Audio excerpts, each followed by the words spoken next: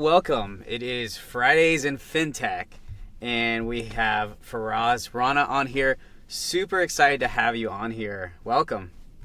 Thank you, Jake. I'm excited to be here. Awesome. Well, I have a little introduction about Faraz. Really, he spent his time as he's currently CEO and founder of Affinity. He's founder of Blue Ridge 561. He's also an advisor and investor to some other fintechs such as Upwardly and Wisestack. He is noted one of his notable achievements. He was part of the founding team at Bread, where he contributed as the chief legal officer and helped with strategic partnerships and M&A activities at Wheel Gotschall. Yeah. What was it? Weil Gotschall. Weil Gotschall. I wasn't too far off. You're not. Yeah, but super excited to hear his insights into being part of the founding team at Bread, as well as, going through to a great exit and then also starting Affinity and hearing more about that. Super excited to have you on here. But the first thing that we always like to ask guests, we like to ask the hard questions. So, Faraz, do you like pineapple on your pizza? Absolutely. Yeah.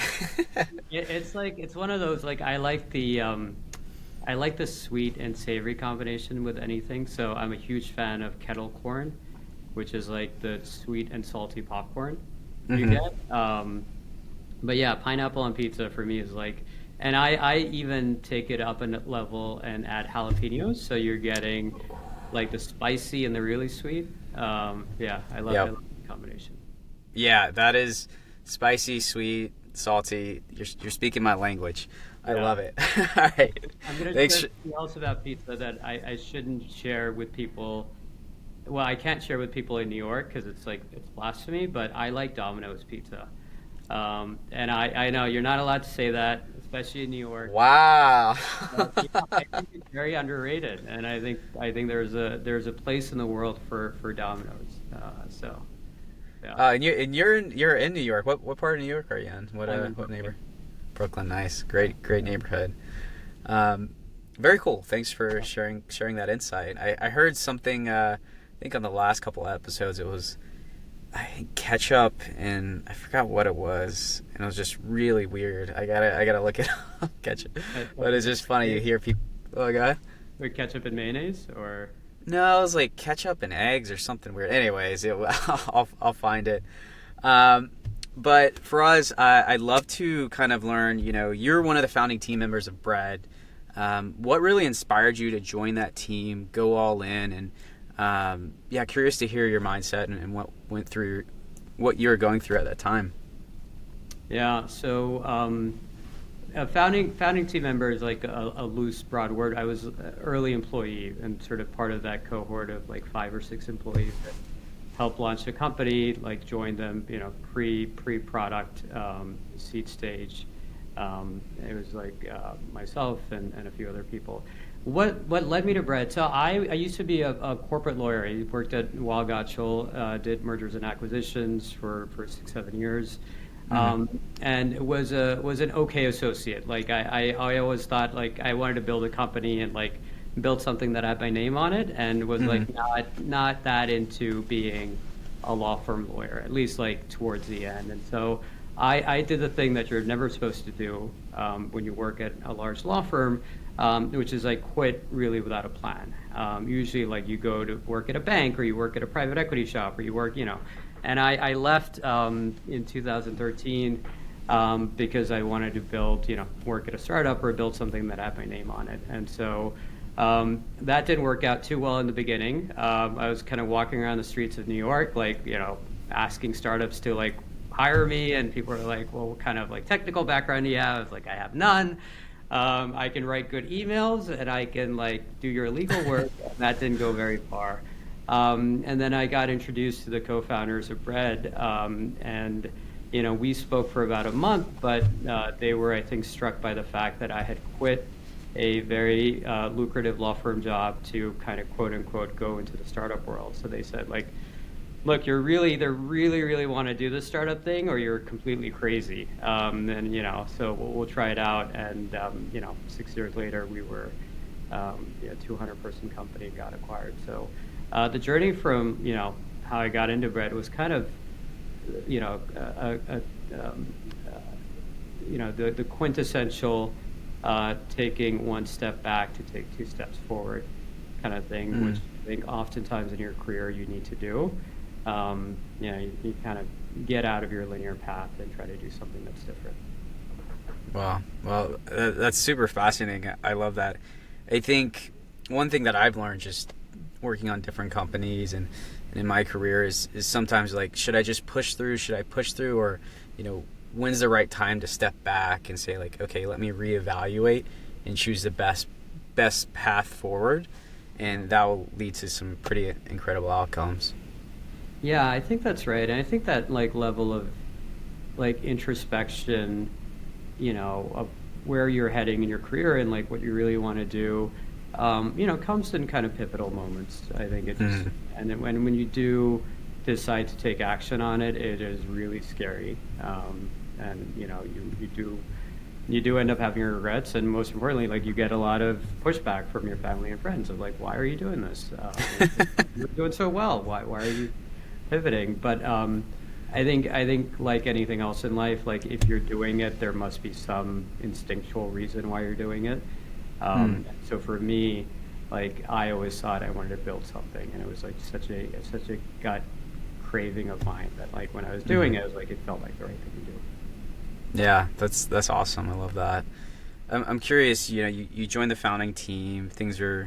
I'm curious to hear your journey and some of the significant milestones and obstacles you face from going from the founding team to 200 employees in that exit. Are there any notable ones? Yeah, I mean, when we started, so Bread was a buy now pay later company, fintech company, and when we started in 2014. BNPL was not an acronym that anybody used. And so the way we kind of described our product, or the way I described it to my family and friends, was like, hey, it's a product that you use to help finance things that you buy, right? And so people are like, oh, like a credit card. I'm like, no, not quite a credit card. It's a thing you use to like, it's a credit product, and you use it to like, finance transactions. They're like, it's a credit card. Like, no. And so I explain the product to them, and people are like, well, why wouldn't you use a credit card? And I was like, that's a good question, and here are the reasons why you wouldn't and why you would use this product. And like, the pushback was, this is not a product that people necessarily need or want, because why wouldn't you just use your American Express to buy, buy whatever it is you need to buy online? Our thesis was that, this buy now, pay later is going to be a product for the e-commerce online space, an online product where, the product speaks the online language of e-commerce players, how you do marketing, how you kind of position the product on, the user flow and the shopping experience when you're shopping online. So that was our thesis. And, the idea was e-commerce will grow, and hopefully this will grow too. But, fast forward to now, and I was traveling last week. I was in Dubai, and there's like a buy now pay later company in almost every country, including Dubai. There are like two there, and so now BNPL is a thing. And so I think like one of the biggest things I learned at Bread was like the thing that people want may change over time, and you may influence what people want eventually from the product, right? So.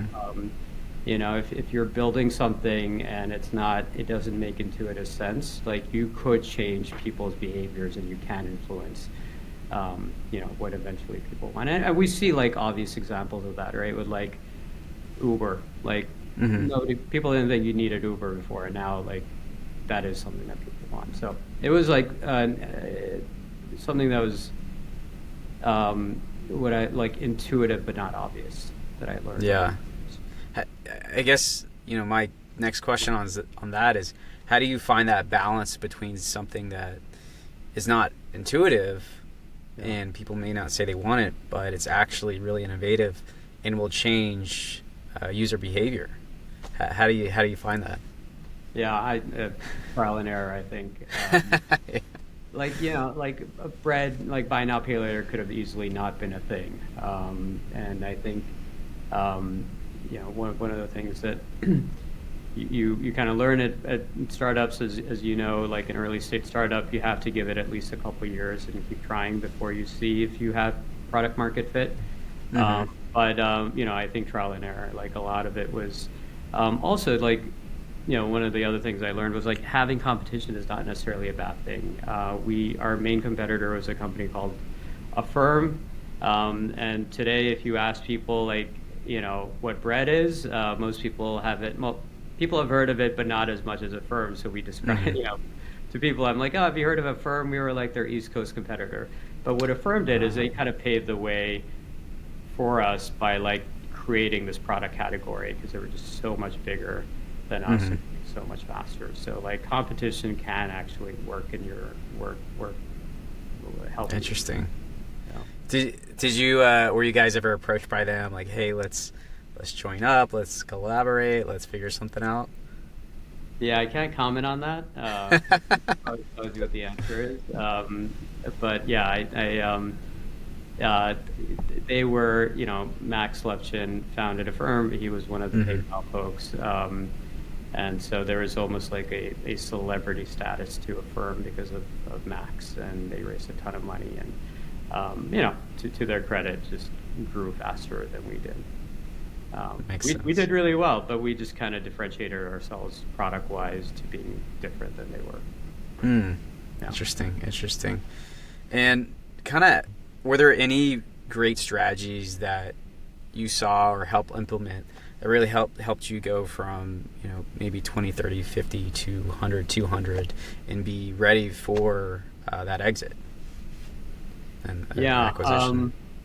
Yeah. I mean, I obviously somewhat biased here, but I think our investment in a legal and compliance function early on in the company's history really did make a big difference. I think, what I think really benefits fintechs is focusing on the foundation, the boring part early on, and that is, compliance, operations, the kind of the back end stuff. Focusing on that early on, I think, builds a strong foundation for a company and allows you to kind of build on that as you scale up. And I see companies doing it the other way around, which is like, let's find product market fit first, let's grow, and then we'll figure out the compliance part. And, it's almost like it's boring how predictable the outcome is. It's like at some Mm-hmm. point you topple over on your weak foundation, and Mm-hmm. either happens like before you're about to go public or after you go Yep. public, or there's some big scandal or some regulatory fine that happens. So, I think that investment early on in a company's life cycle was critical for us. And we were ultimately bought by a bank. Mm-hmm. And, the bank did 9 months of diligence. I would say probably Wow. 6 of that was on compliance and legal. No way. So the fact that we were able to show some maturity there, I think, made a big difference. So over, what was that? Yeah, it's probably 60, 70% of a due diligence or an acquisition is compliance and legal, and that was really your wheelhouse. Yeah, we were. I mean, I was lucky to have an amazing team who kind of helped me build that compliance infrastructure, and also we had, just a culture of believing that compliance is important. So it wasn't just me doing the talking. It was our product person, our head of engineering, our revenue officer. Like we all spoke the same language, Mm. and I think that showed. Yep. I remember one time we had an investor who came in for like a whole day of meetings with everyone on the team to talk about risk and compliance. And so like I gave everyone a deck. I was like, we'll just go through the deck. And at the end, like, he met with everyone, all our head of engineering, our head of product, head of operations, met with everyone individually for like half an hour to an hour each. And at the end, he called me in. He's like, that was great. Like, you guys are really on top of it. Like, how many like weeks did you spend prepping? Because it sounded like everyone was like on the same page and like had the exact same script. And I was like, we literally just started last night, the deck, and I just like sent it to everyone. But it was like so seamless because we all Yep. kind of we all spoke the same language, and I think that made a big difference. Yeah, that's amazing. One thing I wanted to touch on is, in startups, it's always about tech debt and getting into tech debt. And maybe there is something with talking about compliance debt or some new term, maybe you should create, or we should create together about compliance debt. It's like, I mean, you don't want to really get into compliance debt at all, but like, okay, what do you really need to handle right now? So, you know, a year later, 6 months later, even 2 years later, you're just not going to be in a lot of trouble, right? So I think it could be interesting maybe to think about it. Yeah, I think that I like it. Compliance debt. I think we should trademark it. Okay, it's like, I don't know if I mean, you were a lawyer, and it's like, well, you probably shouldn't tell people not to do it, but it's like, think about it like that, and I was like, all right, cool. Like, we need to do these things, but are there some spots we can trade off on? Yeah, and I think that's like the practical advice that I usually give to fintechs or any company that I'm advising, or anyone that has like a compliance question, is like, I wrote a post on this yesterday and on LinkedIn, the sort of 80-20 of compliance programs. It's like, you can't do everything. It's just impossible. And especially if you're a startup, you're not going to be able to do everything. So like, where are the targeted areas you should focus on?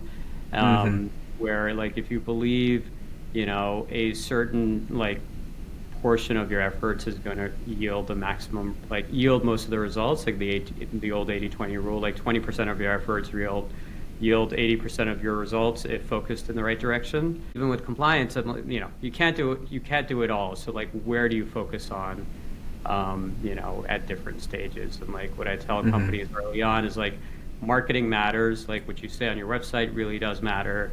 You know, tons of companies get tripped up for just like putting in a wrong phrase on their website. AML KYC matters because you're fighting, you know, you're doing money laundering, you're preventing. Customer complaints matter, and you know, there are a few other areas, but I think, you know, just focusing on those targeted areas really does make a big difference. Yeah, for sure. Transitioning, you know, you went through this great exit. You know, what was going through your mind when, hey, I made an exit? What did you want to do next? And then how did that lead you to starting Affinity? Yeah, so I mean, after the exit, what was going through my mind was, I actually want to do absolutely nothing for a while.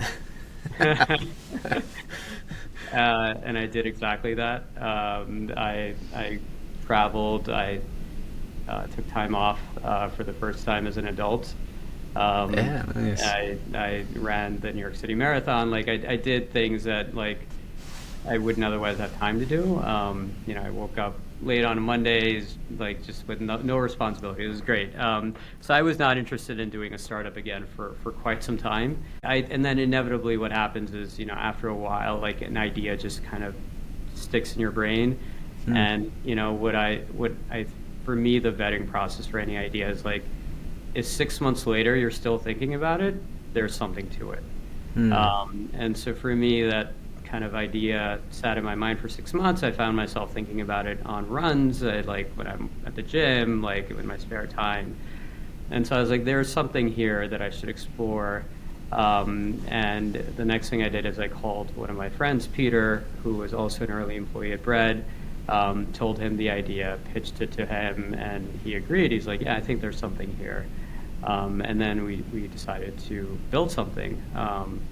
And so it kind of happened organically. You know, one thing led to another. We built a product that, you know, I kind of drew on the back of a napkin and took it to a friend's agency and found someone who knew how to use Figma to kind of put it together. And then we built it, and then we got into Y Combinator, and then we raised money. So it's just kind of like, you know, like anything else, it just like momentum took over at some point. Yeah. It was kind of like, this is working. Yeah. And I feel like when you really lean into something that's saying, hey, almost going with the flow, like this is getting traction, this is feeling good, there's stuff to do here, that's a good direction to lean into. Yeah. I think that's right. I think it's like, if something is working, and you get good feedback either from the market or customers, you just keep pushing forward and trying the next thing, right? You're trying the thing in that sort of theme of that product, and you keep going, and it's like, you know, trial and error. So it's like iteratively working on it. Yeah, yeah, definitely. Would you mind sharing a little bit more about Affinity and the actual idea and the problem and really why you doubled down on that? Was there any pivots along the way?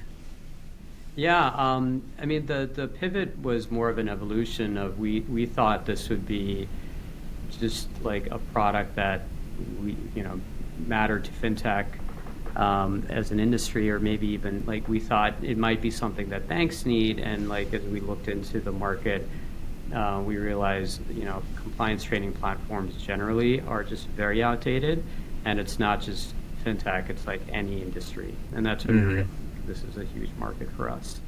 Um, so the product, I mean, we've a compliance training platform, and the kind of way we think about it is training is like the other half of compliance, as you know, is sort of like there's tools to like prevent the bad thing from happening. There are tools to catch the bad thing from happening, but compliance training is like how you educate like the core function of any company, which is the people, right? The people are doing like as much as you can, automate a lot of compliance issues. Like ultimately, it's people who are talking to customers. It's the people who are doing the coding. It's the people who are building the product, and those people need to be trained somehow. And so for me, like that is a core part of a compliance program, training of your employees. And I always used to say at Bread, like our compliance program is only as good as the last person we hire, right? Because it only takes one person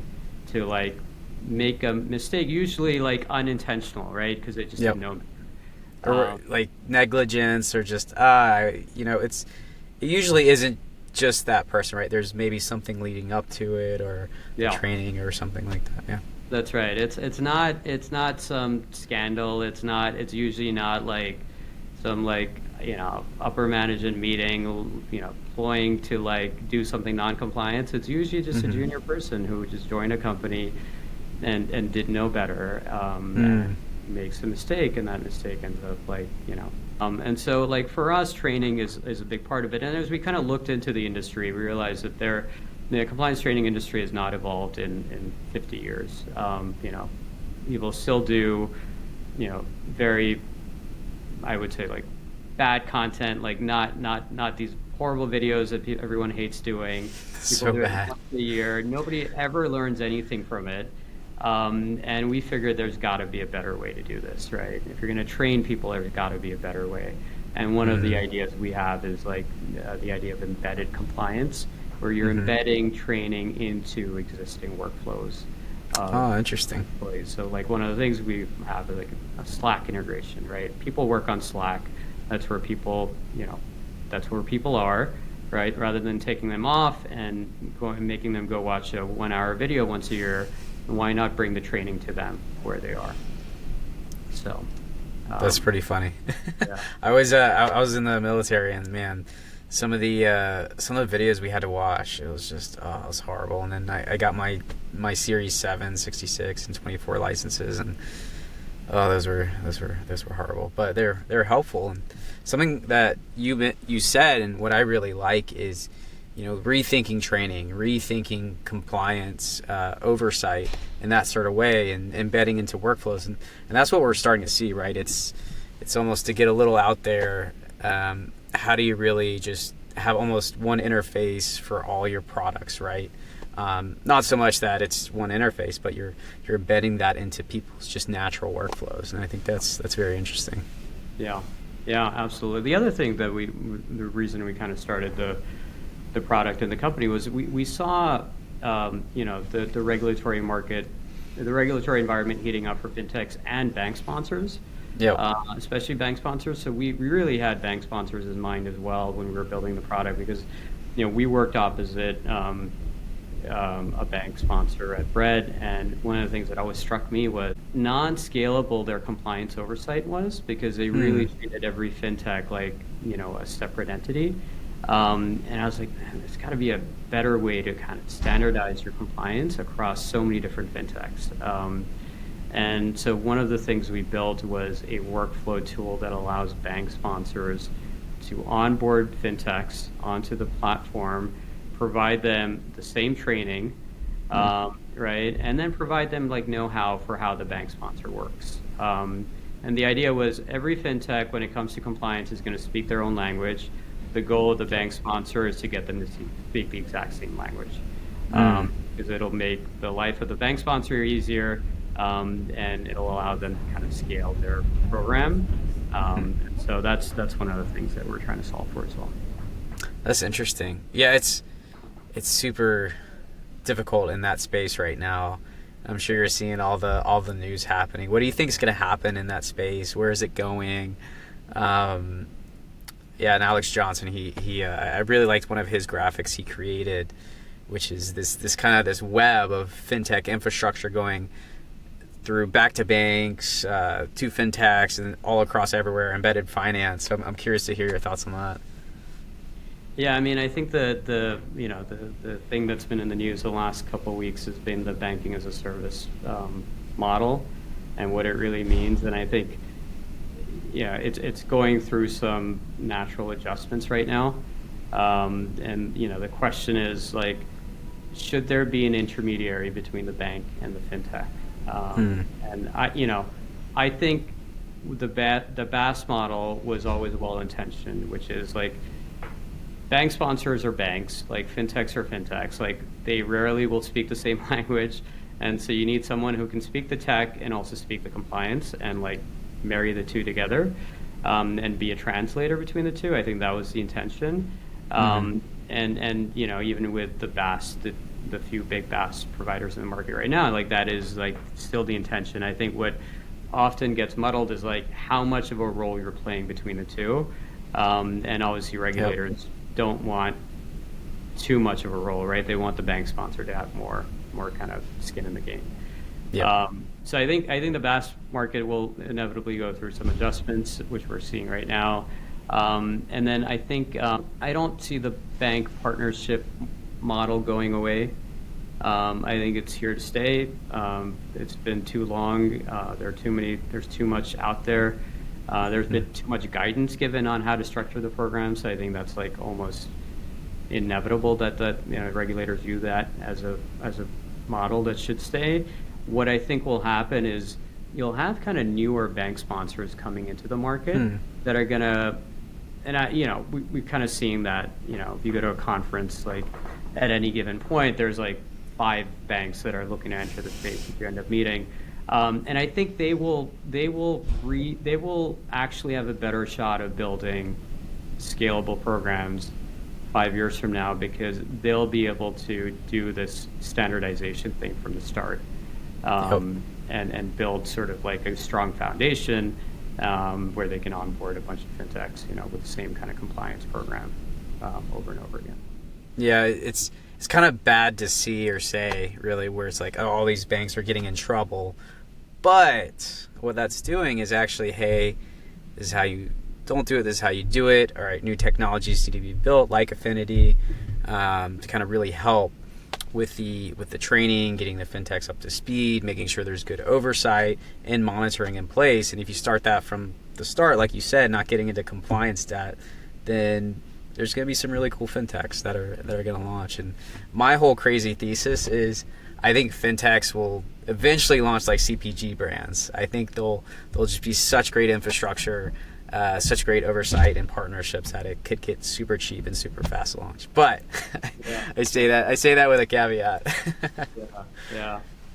Or like the old thesis was like every company will become a fintech company at some point. And so like to your point of embedded finance, like that's like every if you work with a unit and you can just very simply offer a financial product, then anyone can do it, right? And that's the idea. Yeah, for sure. Well, we're coming towards the end of it, and one question we talked about, I'm actually curious myself, is do you have any books that you recommend for just in general, or for founders, or for people in finance? Oh man. All the books I read are like very cheesy self-help books on like. I love those. And I love those. I'm reading a book right now called. My sister recommended this. It's called Your Body is Your Brain, And it's just like a book about being intuitive to like your body and like your signals you get. So anyway, that's like a cheesy book. I'm looking at my Audible right here. I really liked Going Infinite. I like anything by Michael Lewis. Going Infinite is Michael Lewis's book on Sam Bankman-Fried and the whole thing. It came out a year ago, so like pre-jail time. Oh, interesting. That's a fun read. I really like that. What else have I read? I love the 80/20 book. Yep. And then Atomic Habits is another favorite of mine. Another great one. Great one. Yeah, that's a great book. Yeah, and then the book that everyone recommends, there's a book called for like early stage founders that I'm still going through right now. It's called Founder Sales. So if you launch a company, like you learn like you're going to be a salesperson as a founder for the first X amount of ARR, and so like that there's an art and a science to it. So so I'm reading that as well. Definitely cool. Well, so great having you on here. And what we like to do for our guests, we love closed loop systems, and I'm sure you're familiar with those. And what I mean by that is gift cards. So I had another random Midwestern restaurant picked out for you, but since you said you love Domino's, you're going to get a nice little gift card to Domino's. Amazing. I know, super excited now. But Faraz, really enjoyed having you on here, and look forward to maybe seeing you next week. Yeah, I'll see you next week. Thank you for having me on, Jake, and you're doing an amazing job with this podcast. So you have to make people on. So I'm flattered that you invited me on. So thank you. Of course, great having you. All right, see you later, Faraz. Okay, bye.